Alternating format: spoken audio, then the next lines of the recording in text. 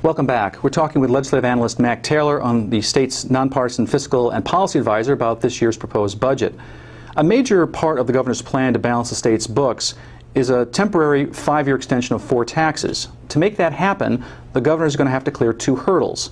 First, he has to convince at least 2 Assembly Republicans and 2 Senate Republicans to meet the 2/3 vote requirement necessary to place it on the state ballot.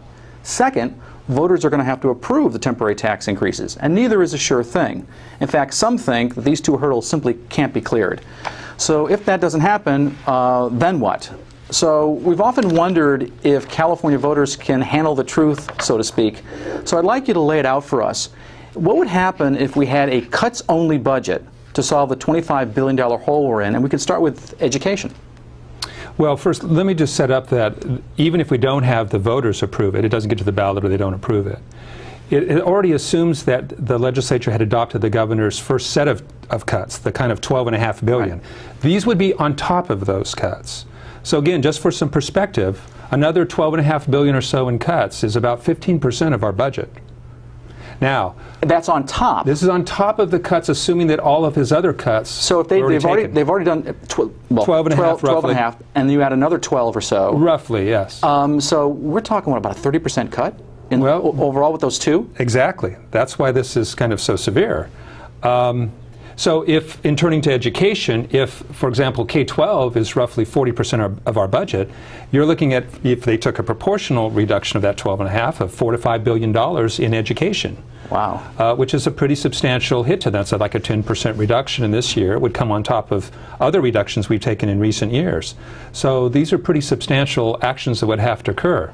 If we reduce 10% out of the education budget, they in turn would have to do things like reduce class sizes, negotiate pay reductions with their staff, because most of schools' budget is in personnel cost. Right. And so the UC and CSU would also be part of that. So what would happen at the college level?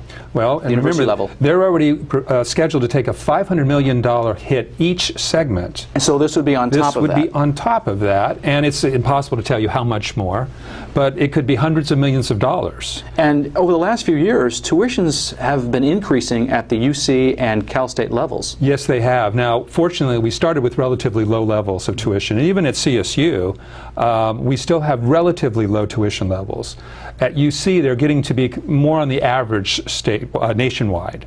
But if they took another, hundreds of millions of dollars in cuts, you're looking at possible increases in tuition, increases in class size, again, reducing personnel costs, because that makes up most of the UC's cost structure also. And the same thing would happen at the community college level. They'd have to increase their tuition and do the same kinds of cuts. Exactly. Okay, well, what about health and human services? What kind of cuts could we be seeing there? Well, and if you look at the governor's, again, first tier of cuts, he relies pretty heavily on cuts in health and social services. So again, you'd have to look on top of that, and you might have to look at further reductions in Medi-Cal and healthy families, which provide health care, and either limiting in whatever way the federal government will allow us to reduce there's a floor we can't go below. As far as eligibility, but we might have to increase co-payments even more. We might have to restrict certain optional benefits. In various social service programs, we might have to reduce the services provided to low-income people or their cash grants. We provide services to senior people called IHSS, in-home supportive services to those people who can't get around very well on their own. Again, these are all, the cuts are already in this first tier, have already happened. These would have to be on top of that. Okay. What about the criminal justice system? Well, in the criminal justice system, if we didn't have the vote of the people, we might still have to look at moving some costs down to the counties, where hopefully they could do it at a lower cost. It's very expensive to have a prisoner in state prisons. Well, I've seen that figure. I want to say it's like $49,000. It's roughly that on average a year. And so if we push down to the local levels, it's perhaps we could still give them some money to do it, but they could do it more cheaply.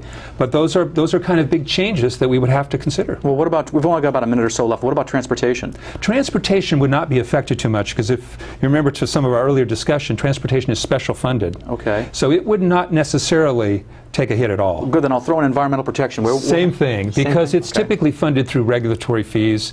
It would not probably be threatened by any further reductions. Okay, and in general government services, what would happen there? General government, you're looking at perhaps the court systems. Maybe you have to have another furlough day for the courts, or shut down the courts for a day, or reduce access in some ways. You might have to go in and look at the ways to reduce state employee pay and compensation.